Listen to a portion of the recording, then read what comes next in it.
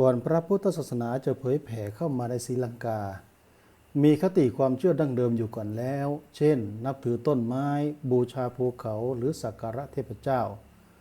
บุรพาจารย์ได้เลือกอุบายที่เหมาะสมเพื่อชักนำให้คนพื้นถิ่นหันมานับถือพระพุทธศาสนา โดยไม่กระทบต่อความเชื่อดั้งเดิม โดยการเสริมแนวคิดหรือพิธีกรรมแบบพุทธ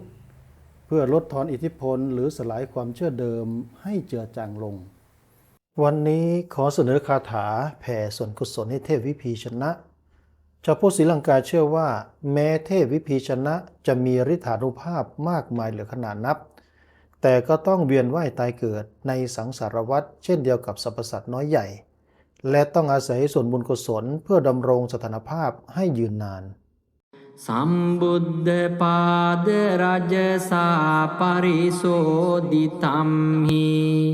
คัลยานินามนักรัมมิสดา